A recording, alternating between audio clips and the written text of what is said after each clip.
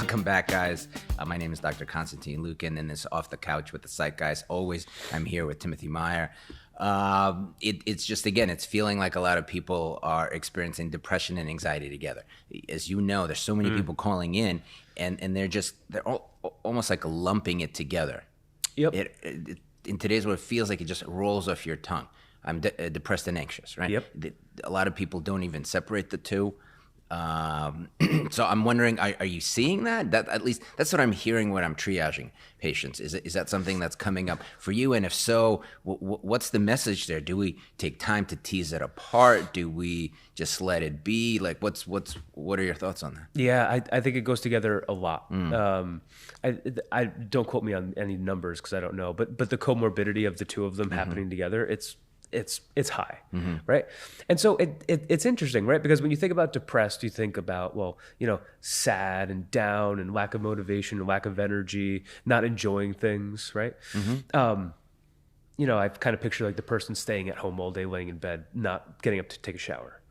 But then when I think about like anxiety, I think about someone who's like stressed, overwhelmed, anxious, worrying about this, worrying about that, like fearful of these sorts of things, like all those sorts of things.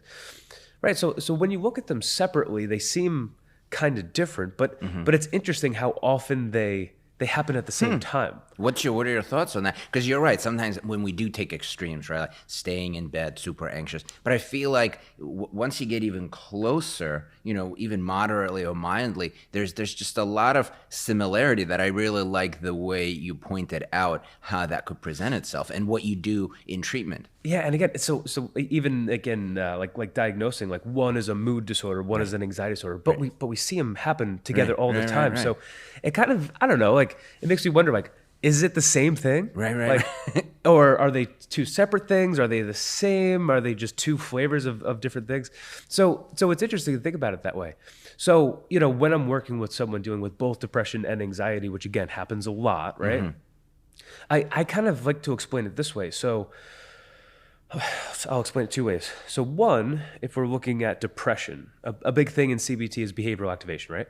Which is what exactly? So behavioral activation, that's when we look at our behavior, right? And our activity levels, and we notice how the more we do, the better we feel. Oh, okay. And then when we feel better, we do more. And then when we do more, we feel better, right? And that can kind of cycle up, and that's what we want to be doing with a lot of folks. And the opposite is true too. When you do less, you feel worse. And when you feel worse, you do less, right? So if our activity is at a 10, our mood might be at a 10, right? So if we're, running marathons and doing all sorts of everything, we probably feel good. But if we don't get out of the bed for the entire day, activity level 0, we probably feel miserable, right? And it's easy to like fall in that rut and blah, blah, blah, right? So think about it. The more you do, the better you feel. The less you do, the worse you feel. It's kind of simple. If we had a graph, it could be mood, activity, right? So that's point number one. And then point number two is when we think about like anxiety, right? A lot of what we want to do and a lot of what we do in therapy is some exposure work, right? So what does that mean? So let's say if someone has social phobia, like they're afraid of being in public spaces. Well, the idea would be slowly and incrementally working on have them spend more time in social situations, right? So they might go into a store just to buy a bag of chips, and that's like really challenging for them, but they do it, 10 times until it's not a big deal. And then they do more and more and more and more and more. So what the anxiety makes us want to do is it makes us want to avoid that. Right? So we stay inside. We don't go into the store. We don't do anything, right? Every time that we avoid something that we're anxious, our comfort zone shrinks a little bit, I always say, right? To the point where it can shrink so small where the comfort zone is only your house and you can't even like leave the house. You have agoraphobia, all that sort of stuff. So if you think about it, right, kind of like what we're encouraging people to do with depression is like do more things so you'll feel better. With anxiety, a lot of the time we're encouraging people to do more things, expand their comfort zone. Both are challenging in different ways, but it's kind of the same thing. Sure. And when you have this depression anxiety combo or same thing or whatever we want to call it. Okay, so you're anxious about going to the store, so your anxiety makes you stay inside.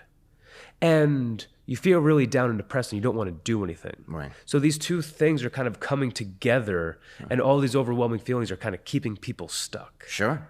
No, I totally get that. I'm just thinking about even for higher functioning individuals, if you think about even a professional, right? Like, let's say there is some anxiety about going to that social dinner, right, with the boss or whatever. So they don't typically go. Then they don't really make the connection. So they don't make the connection. They don't get promoted and don't get invited to another opportunity, right? Yeah. Then they feel depressed. Oh, how come my life isn't really moving in the direction that I want, right? So they're really informing it. I really like the way you said it, because they're informing each other in either a positive way or not so positive way. It's getting smaller, or it's getting bigger. I did talk to the CEO. He did invite me. I did get the promotion. I feel better. I let the anxiety win. I didn't go. Somebody else got the promotion who I think doesn't deserve it, but I stayed home. Now I feel worse because the other person, now I'm being jealous of the person who actually did it, and my world is becoming smaller, because then I'm less likely to go again, because now all of these people are together and I'm on the outskirts. Sure. That could be, that's a perfect example how they can sort of, unfortunately, like ping pong back and forth with each other. Right. And it's so interesting because in a way that's so true. It's unfortunately or fortunately, we can't stay static, right? It's either we're moving in the right direction or so increasing our freedom of where we go or constricting it. It's so interesting to see it that way, that we actually are not just functioning just as is. It's always, if the anxiety is taking hold, you're less likely to do things, then your world is getting small. Or you're pushing yourself to overcome some of that, your world is becoming bigger. So it's interesting how it's always in flux. Yeah, and it really is always in flux. You're always either doing more feeling better or doing less feeling worse. Your comfort zone is either expanding or shrinking. Ooh, that's an interesting exercise, I would imagine, for some people to do, or like to notice how, really visually, how that could get smaller. I didn't go to the party. This didn't happen. I didn't sort of push myself with this challenge. My life got small. Or look at how my life is getting bigger here. That could be a really cool exercise for some people to do. Oh yeah, even I'm thinking to myself, like a weekly check-in with people, asking, did your world get bigger or smaller this past week?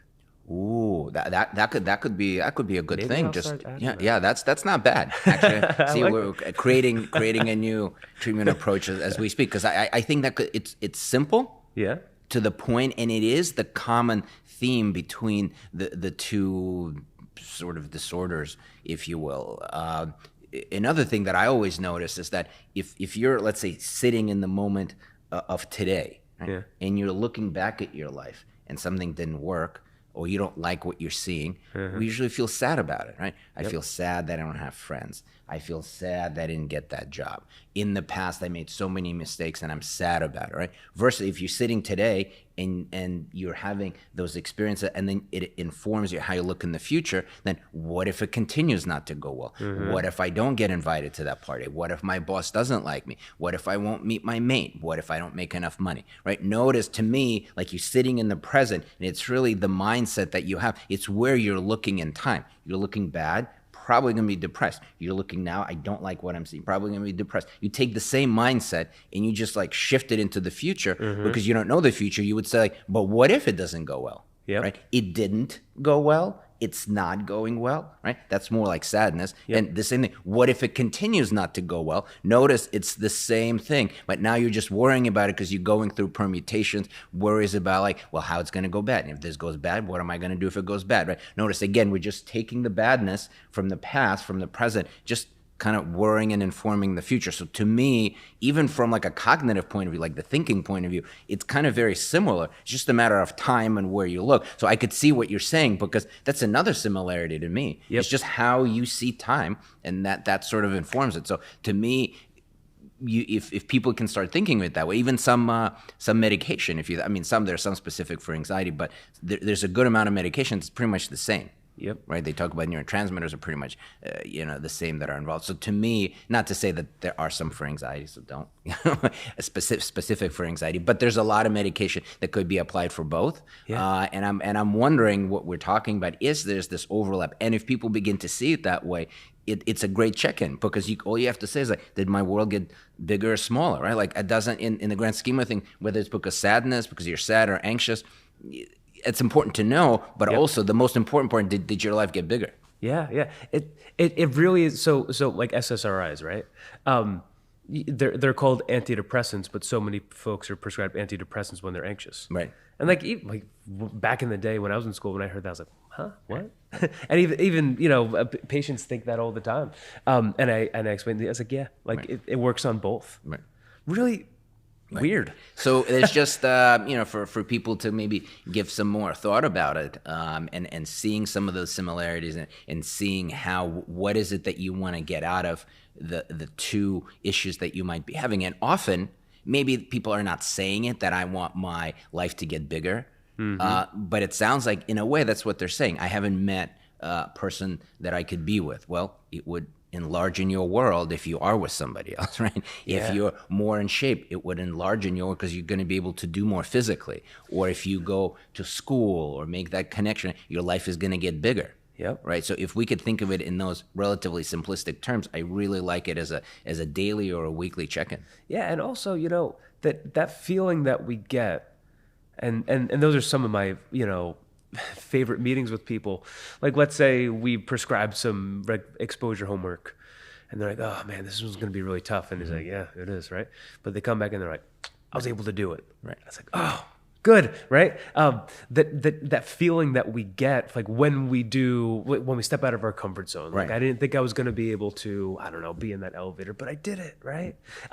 So it's just so interesting how, like, you can think about how good we feel after we accomplish something challenging, and it sounds really simple, but I think it's really powerful. And I think that if we're focusing on that, every day, or heck, maybe even every hour, Right. like, did my world get bigger or smaller? I think over time it can create a huge, huge, huge difference. I agree. Even to put like a self-development twist on it, right? Like there's a tendency for us to create more freedom in our life and create more freedom of choice. Mm-hmm.